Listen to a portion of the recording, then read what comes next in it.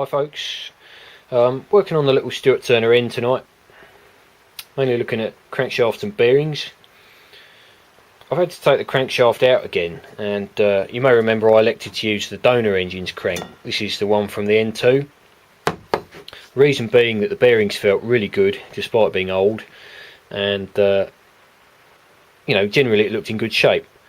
However, the N2 crankshaft is just a little shorter than that from the N3, and it would have meant making a little 20mm outside diameter collar to go on there to support the clutch properly.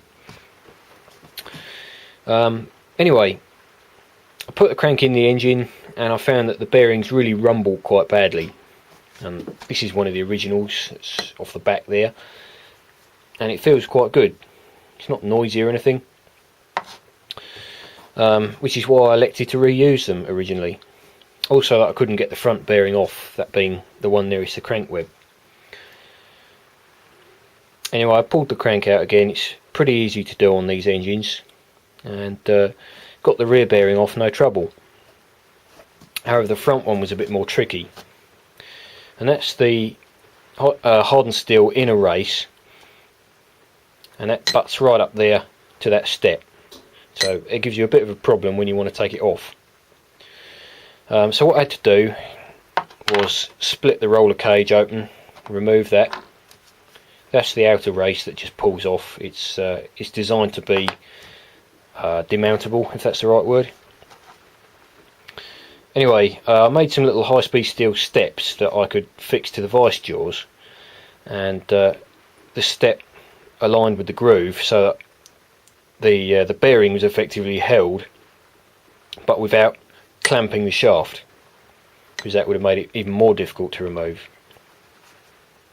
I still couldn't get that off with plenty of heat, WD-40 and whatnot, so what I did, got an 8mm cobalt tip drill and just weakened it a bit, heated it up again, and off it came. So I got that off without doing any damage to the crankshaft, which I was really pleased about. Having done that, I then thought, well, why can't I do the same with the N3 crank, the original, which would be really nice. So I've done it, and what I've actually managed to do, unfortunately, is mark the crank slightly in the process. You can see where I've just gone through the bearing. What I was trying to do is get it absolutely wafer thin so I could then heat it up and it would split.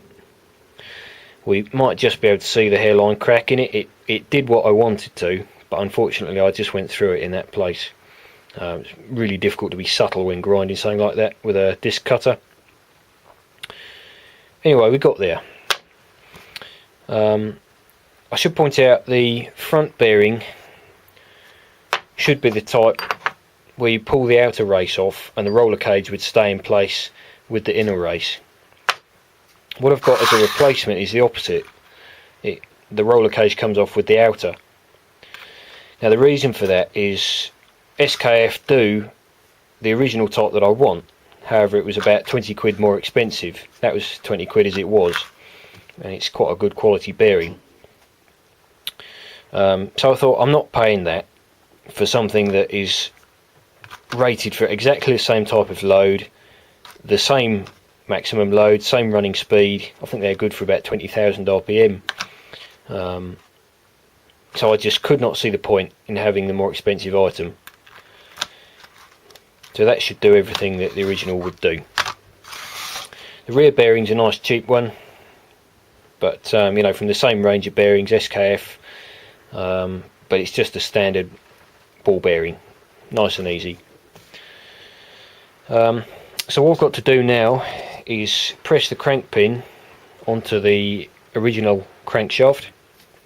It'll go some of the way on and then it gets stuck. It just needs to be heated up and pushed on.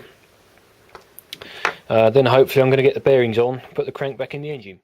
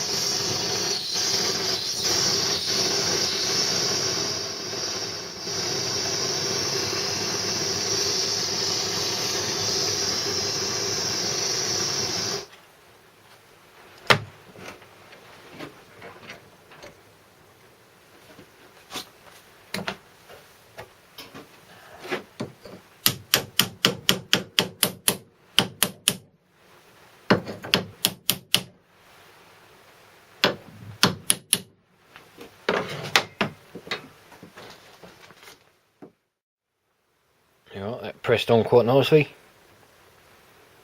I might add, it's not just a towel there protecting the crank, I've also got some aluminium jaws under there, so it shouldn't mark it at all.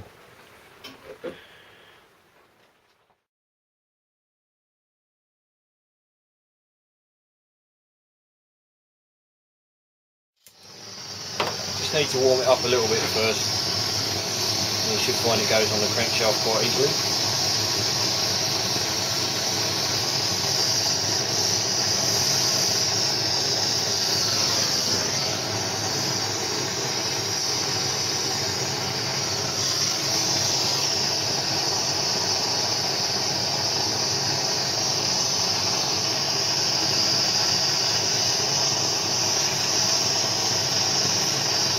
I've made sure the crankshaft's nice and clean, so nothing should stop it.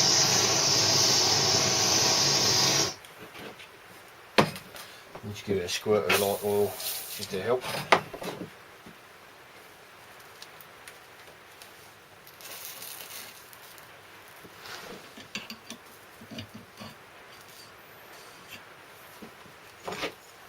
I found this bit of tube's perfect size.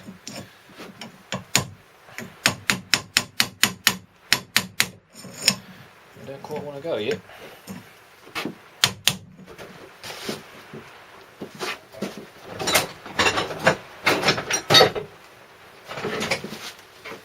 Tube's a little bit short, but luckily I have this which is just long enough to accept the end of the crank.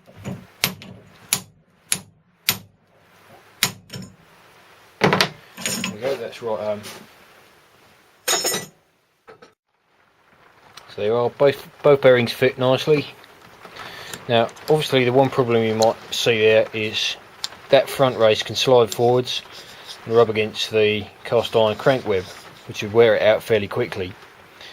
However, once in the engine and all assembled, as long as the water pump drive's fitted correctly, the crank can't float about. So location of that bearing's not a problem. That is located in the housing, the crank can't move. Just going to have a go at putting the crankshaft in. Hopefully this will go well. All the parts are nice and clean, so it shouldn't be too tricky. Just got to get everything lined up right.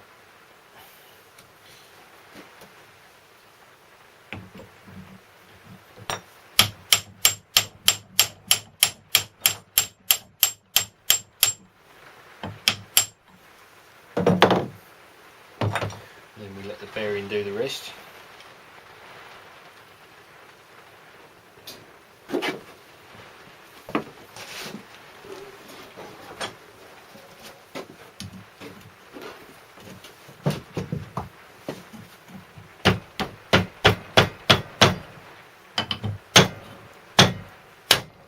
That's it.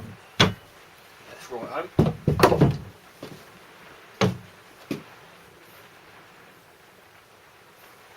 Just a look. In fact, no, that's actually spot on. So what I'm going to do now is just put the I don't know how we can see this little Allen hex set screw. So I'll just wind that in enough to retain the oil seal exactly where I want it. That's that, and we'll tighten that up in a moment.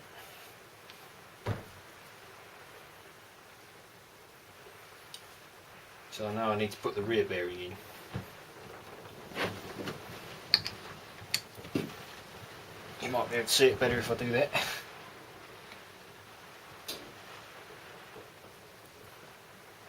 It's got to go in there, so I'm just going to drive that home. Is that drift big enough? No. Use this one.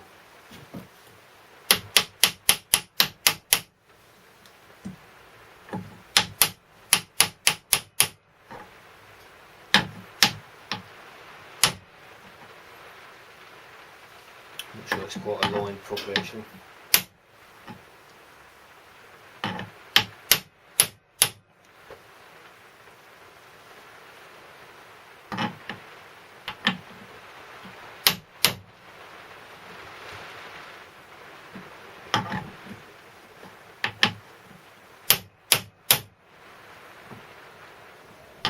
That's aligned okay, but it's just got a tight push fit.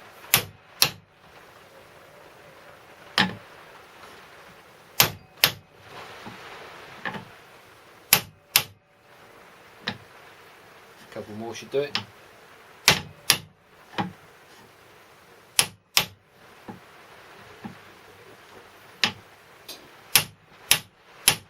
That's it.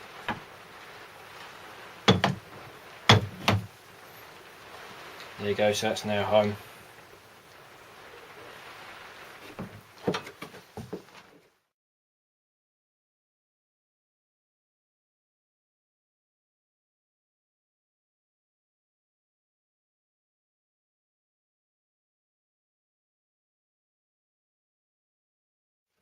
Right, so it's now a case of putting the little steel sleeve in there. Get a bit of oil on it. Push that in and then send the crankshaft in. That sits up flush with the front bearing. Make sure the crankshaft's clean. Then I'll put a bit of oil on it for good measure.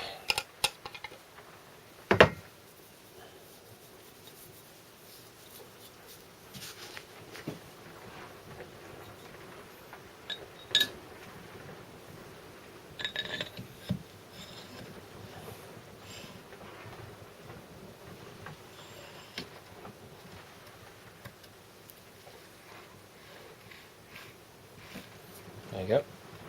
I think it just wants to go a little further actually.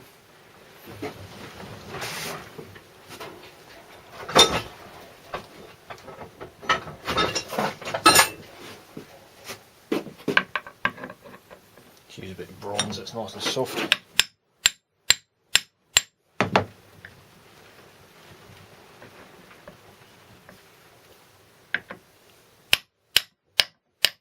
That's home.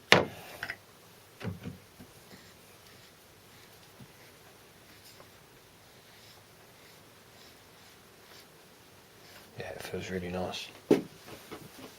That's spot on, I think.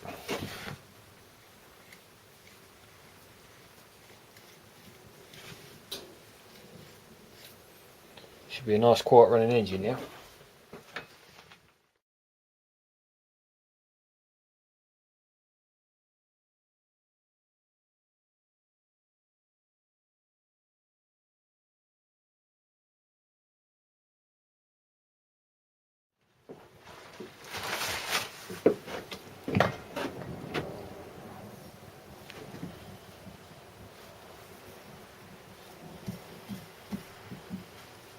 There you go, nice quiet engine.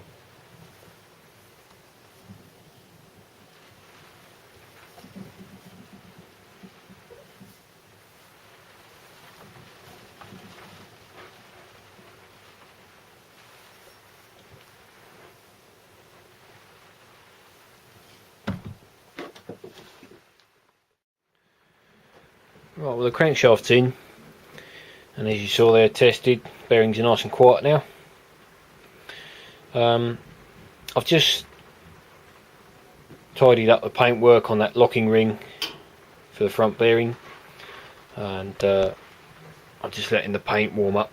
Then I'm going to put the fourth and final coat of paint on the flywheel, clutch housing and the clutch housing bearing retainer. Then once they're dry, probably realistically it'll be sometime next week, I can start fitting the starter clutch and actual centrifugal weights for the PTO clutch. Anyway, that's it for this update, so I hope you've enjoyed the video and thanks for watching.